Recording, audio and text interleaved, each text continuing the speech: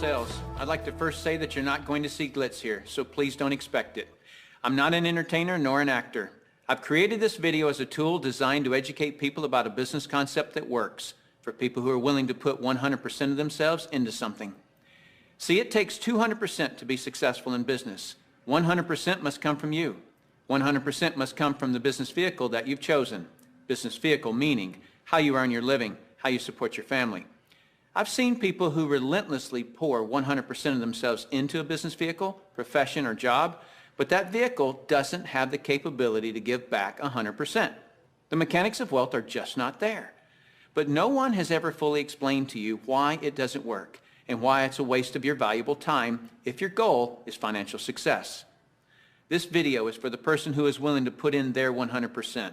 They're only lacking the right business vehicle, the explanation of why it's right, and the evidence that it does in fact work. Even though I say you must put in 100%, that doesn't mean that you have to work it full time. I didn't. That doesn't mean you have to sacrifice your family time, nor does it mean you have to have prior experience. I didn't. What you'll learn right here has allowed me to build a $25 million company. Now, a $25 million company has certainly been done before. However, this was done where no employees were required. No accounts receivable, no accounts payable, no overhead, and very little inventory. Recently, I said those words to a business owner who said back to me, "Sounds too good to be true." My response back to him was, "Is that a good enough reason to stop looking?" He paused for a couple of seconds and he said, "That wouldn't be very smart, would it?" What I suggest you do is not just watch this information, but study it. What I want to do first is create an equal playing field between people who know how to evaluate a business and those who don't. Because me explaining this business wouldn't be very effective until you understand how to place value to a business. The simplest thing for someone to do when they don't understand something is to go, it doesn't work. The way I'll accomplish this equal playing field is to give you 4 main principles to look for in a business. Number 1 is a huge expanding market. If you were the best vinyl record producer in the world, would it matter today? No. It doesn't matter how good you are in an industry that's eroding. Number 2 is a unique and consumable product. I'll cover unique first. If you don't have a unique product, then you compete on price and convenience. Who has the best price? Who's closest to the customer? Yet if you have uniqueness, then people must come to you. Next is consumable. If you have a non-consumable product, you're basically unemployed until your next sell. You want the repeat sales of consumable products. Whether it's every time someone picks up the telephone, connects to the internet, renews a membership, turns on electricity, or gets to the bottom of a box or a bottle, you want those repeating commissions because it can pay you again and again.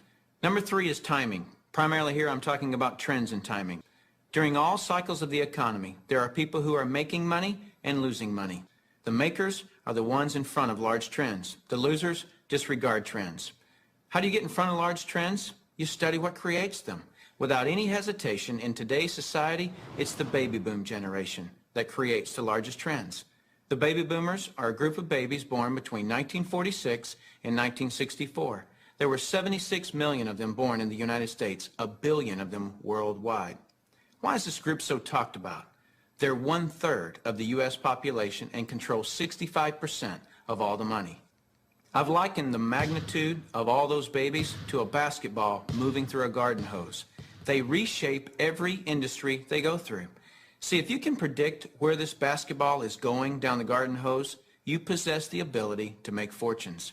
I want to give you some historical examples of the obvious buying patterns of these boomers. It started with a company called Gerber back in 1940, who were barely known. But by 1955, just 10 years after the boomers were born, they had sold 1.8 billion jars of strained baby food. As the boomers took their first steps, it was Buster Brown and Kenny Shoes. When the boomers went out to play, Mattel, Hasbro got rich providing toys to this young group. In 1957, we built more elementary schools in the U.S. in 1 year just to handle the overflow than we did in any 12-year period before or after. As the boomers went through their teens, Dairy Queen, McDonald's, Kentucky Fried Chicken became billion-dollar companies feeding the boomers. When the boomers moved through their 20s and 30s, which was in the mid-70s, what was the industry to be in? Real estate. Why? Because the boomers had heard from their parents one time too many, as long as you're living under my roof, you'll do as I say. So they wanted their own roof. which created a 15-year real estate boom. And people are still talking today about the great time frame to be in real estate. Then what happened to the real estate market in the late 80s? It began its decline. Why? The basketball had moved through the real estate industry. Another example of this is the U.S. stock market. Several years ago, I heard a stock market analyst speaking on the radio saying that he just couldn't believe the stock market had a 15-year rise. Notice the number 15 years keeps coming up.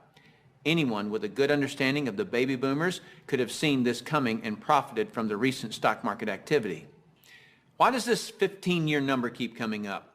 Because the baby boomers were born between 1946 and 1964.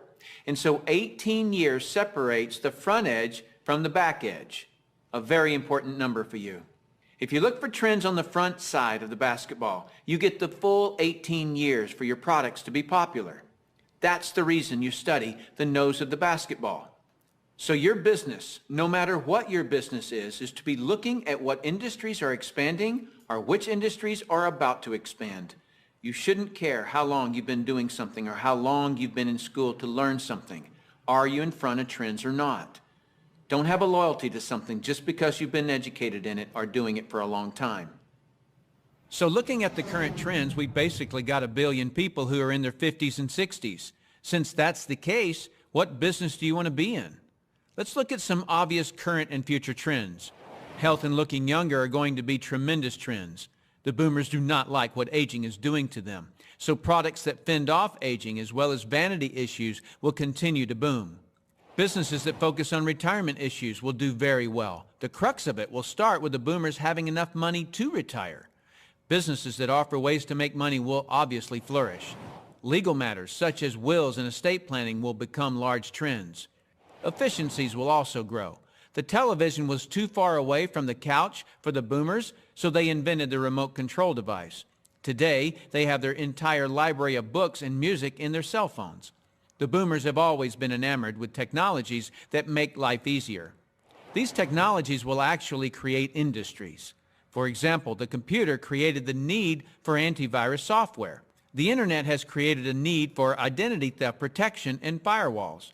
But there will be many additional industries created by the computer and internet technologies. It is the computer plus the internet that made the iPod, iPad, and iPhone possible. As a side note, the baby boomers are not the only trendsetters. They are just the largest and have most of the money. As the world becomes one, the international market will play a big role, as well as the group born just after the baby boomers that are known as Generation X. But remember, the boomers control 65% of all the money. So when a bright Generation X person creates a great new product or service, they must make it simple enough that a baby boomer can understand it. Otherwise, that product will not reach mass acceptance. Those are some of the big trends. So if you want to be brilliantly compensated, you must focus on industries and companies that have positioned themselves in front of these trends. All right, let's move forward. Number 4 is leverage. I'm going to spend some time on this one because we're not really taught this in our society. We're taught to go get a good education, build a resume, and exchange our expertise for someone's dollars. The problem with that is if we're not exchanging our expertise, we're not making any dollars. So vacation time is costly. A walk around the golf course, costly. Family time, although extremely important, is costly. I'll define the word leverage as an increased means by which to attain something. One form of leverage is investing $5 million and earning 10% interest, which will yield you about 41 grand a month in income. So whether you're enjoying family time or playing golf or vacationing, you're still enjoying 41 grand a month in income. You're leveraging off your money. That's a leverage everyone would love, but very few have it. Let me explain another kind of leverage that's available to everyone, including yourself. Incidentally, if you get nothing more out of this video than a better understanding of this little simple concept I'm going to explain, you'll have gained something very valuable for watching it. Imagine, if you will, you own a company. You employ just one person, me. I work for 8 hours on Monday. You work for the same 8 hours on Monday that I do. Now listen closely. You get paid on 16 hours worth of work because you take a portion of my productivity as income back to yourself. You're leveraging off my efforts because I'm your employee. So theoretically, the more employees you have working for you, the more leverage you have. However, have you ever had employees? If you have, you know that in theory, hiring employees sounds great, but it's very difficult to reach leverage through employees. I've heard it said that if you have one employee, you have one headache. If you have 100 employees, you run an adult daycare center. And the reason being is this: no employee will ever work as hard for your company as you will, because they don't own it. Here's my rule of thumb for reaching true leverage. If there's one sentence that epitomizes the entire video, it would be this: to have true leverage, you must create a situation where everyone has the same amount to gain. Only then do you have true leverage. Let me give you an example of this type of leverage. Let's say that I'm a real estate broker and I hire an agent named Robert. Robert goes out and sells a building. Robert earns a percentage of the selling price of the building, and so do I, the broker. Why do I, the broker, earn a percentage when it was Robert who sold the building? Well, I did some of the advertising. I trained Robert. I had the initiative to go get my broker's license in the first place. I put up the risk. I did a lot of things. And so it's valid that I, as the broker, earn my money. But Robert doesn't work for me as an employee. He's an independent contractor. He just hangs his real estate license on my wall. My point here is the broker and the agent have the same amount to gain from the sale of the home. It is totally in the agent's interest to earn more money, which is a form of leverage for the broker. There is a flaw in this leverage situation that I've shown you, and it's this: the broker can have multiple agents, but the agents cannot. The broker has leverage, the agents don't. Until the agents do what most brokers dread. What happens when I, the broker, have been real effective at teaching Robert to be a good agent? What's Robert going to want to do in a couple of years? Be his own broker, right? Is this good for me, the broker? No, because as soon as he becomes a broker, two bad things happen to me. Number one, he breaks away from me and I lose him as an income source. And two, worse than that, he's now my competitor that I trained. He knows all my good stuff. By the way, this doesn't just happen in the real estate industry. It happens in practically every industry. Have you ever heard the expression, "I'm just going to work there for experience"? What does that mean? It means I'm going to strip them of their knowledge and then go do it myself. If you're a business owner, how many people have you trained who are no longer working for you? How many people have you trained to be your competitors? Well, this gets worse. Let's say that Robert is now a broker right down the street. What will he do now that he's a broker? He'll go out and hire his own agents. And let's say one of those agents is Linda. Linda also eventually wants to be a broker. So she becomes a competitor to me that I indirectly trained, as well as Robert, who I directly trained. And this continues on and on. I actually created a chain of competitors that I trained. What if we did a whole paradigm shift? Here's where this becomes brilliant. Let's say instead I'm going to empower Robert to become a broker. I want him to become a broker from day one. See, the only way that you or I can retain a leader is provide him or her with the same opportunity for growth that we have. Hence, an opportunity where everyone has the same amount to gain. So from day one, I'm going to encourage Robert to be a broker. And when he does, he doesn't break away from me and become my competitor. He shifts from agent to broker, which now allows him to sponsor his own agents. Now, to create an incentive for me, the broker, to always help Robert and his agents, I'm still going to earn a percentage of what he and his agents sell. And shouldn't I? I trained him. I put up the risk and all those reasons I mentioned earlier. Now, the percentage I earn from Robert and his organization should be a lot smaller than when he was an agent, but I should still earn a percentage. That's my incentive to keep working with them. Now, some people look at this and say, gosh, isn't that one of those pyramids? And what's the perception of a pyramid? People at the top making all the money and the people down below do all the work, right? Isn't that the perception of a pyramid? Let me explain why this is not a pyramid and why people at the top don't necessarily make all the money. Let me just make a quick point before I discuss the pyramid issue. It's not the geometric shape that people have a problem with. This geometric shape is probably the shape of your family tree, the shape of our government. To the architect, it's the strongest structure known to man. Every organizational structure in the world is this shape. So the shape isn't the problem. However, that perception, people at the top earn all the money, let me illustrate that for you.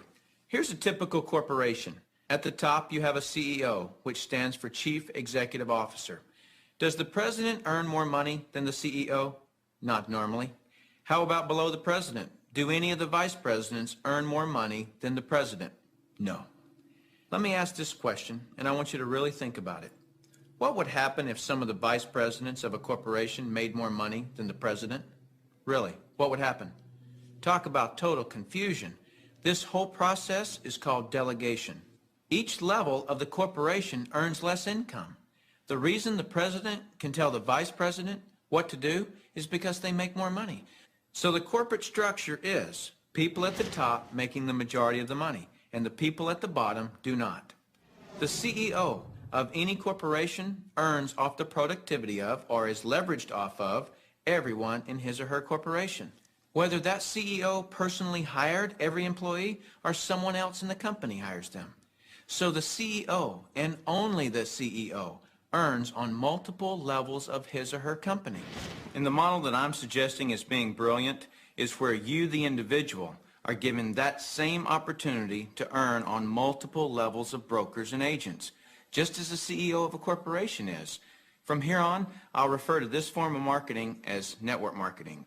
In network marketing, you, the individual, are given the opportunity to earn off the productivity of the people in your organization, whether you personally sponsor them or someone in your organization sponsors them. Remember that I said to reach true leverage, you must create a situation where everyone has the same amount to gain. Well, that's what I just described. Here's what makes the network marketing structure the absolute fairest structure available. In most network marketing companies, everyone can earn a certain number of levels deep of the organization they build. Everyone in the company can earn that same number of levels deep, like maybe 4 levels deep or 6 levels deep. Let's say we use 4 levels. So if you build an organization to be more productive, then you would earn more money than I would, even if you were in my organization. In the example shown, you would earn on 3 levels I couldn't reach, because everyone gets the same number of levels. There are people in my organization right now that earn more money than I do. Do you know what I call that? Fair. Shouldn't it be that way? I mean, take any structure. Shouldn't the most productive person in that structure make the most money? Now I'd like to show you an interview that I did a few years ago with Dr. Charles King, who holds a PhD from Harvard and is a professor of marketing at the University of Illinois at Chicago, who actually teaches network marketing at the university. Dr. King, we're delighted to have you here. I'm pleased to be here, Tim. Dr. King, could you tell us a little of your education and your business background? Tim, I'm a professor of marketing at the University of Illinois at Chicago. I got my bachelor's and master's degrees from the University of Texas in Austin, spent a tour of duty with the Exxon Corporation, and then returned to get my doctorate in business administration from Harvard University. More important to this discussion, over the last 6 years, I've been involved in doing research, teaching, and consulting in network marketing. So coming from such a conservative school, and I know you a little bit, and I know you to be very conservative, what caused you to look at network marketing to begin with? In 1990, we had a major economic recession in the United States. The Midwest and Chicago particularly were very badly hit. As a result, the interviewers stopped coming to campus. We were graduating hundreds of students a semester, and they weren't getting jobs.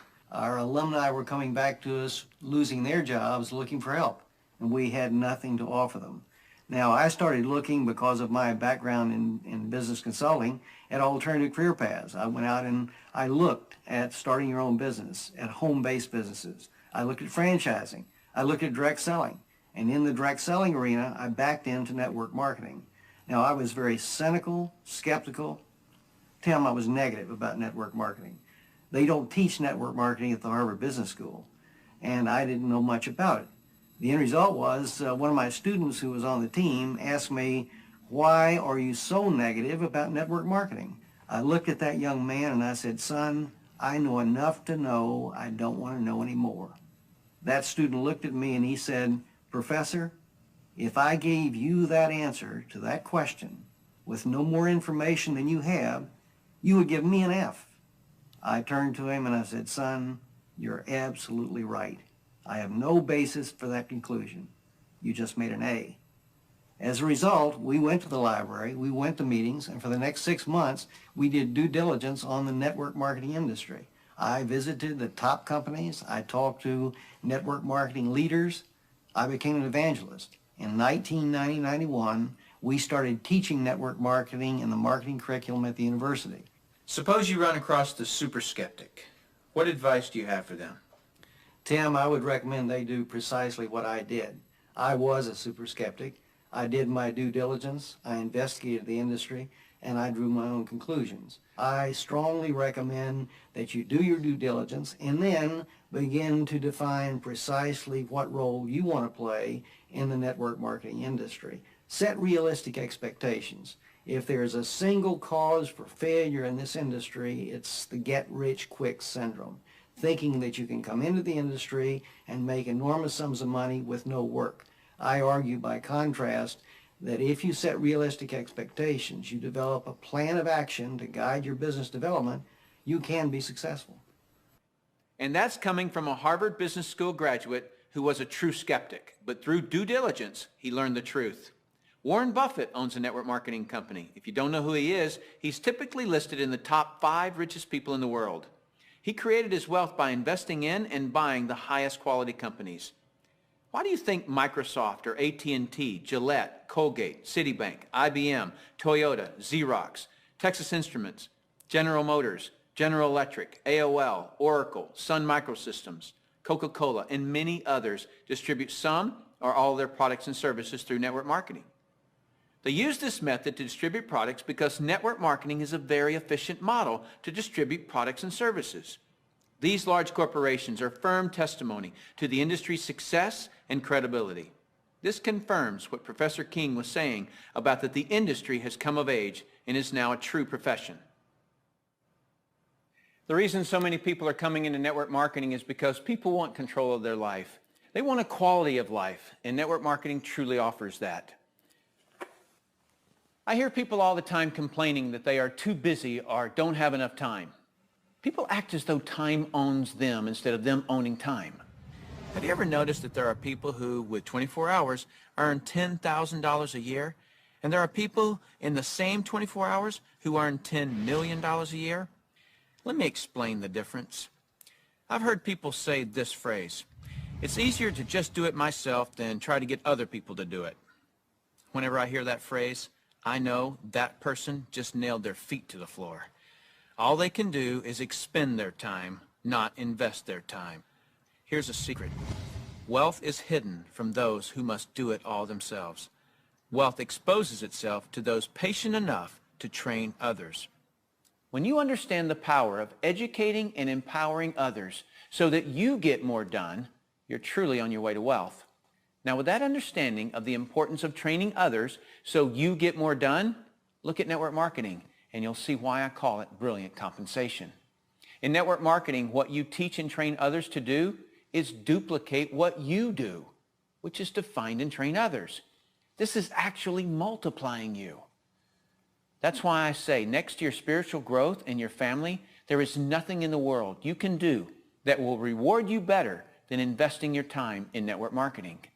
I'd like to cover one last thing in closing, which I feel is one of the most important points for you to fully understand the value of network marketing.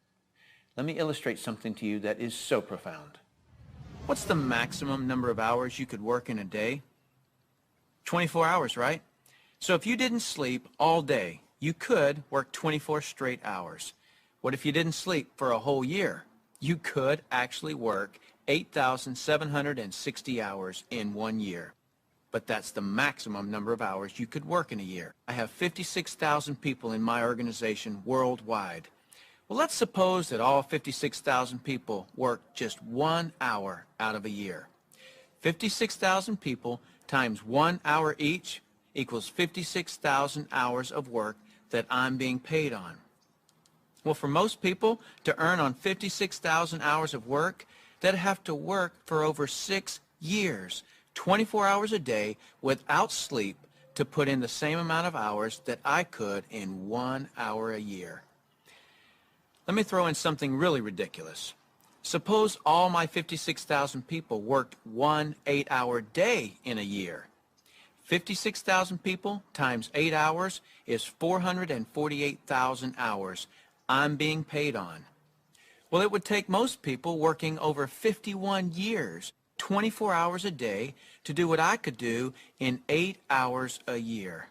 8 hours in 1 year versus 51 years working 24 hours a day? Doesn't seem fair, does it? It's definitely not fair. What's not fair is that you haven't understood this until today, and other people have. But now that you understand it, take responsibility for it. Don't go running and try to create reasons why you can't do this. You can do this. I don't say any of this to impress you. I don't need to impress you. This is an educational-only video. My purpose in creating this tool is to contribute back to that woodpile that so generously gave to me.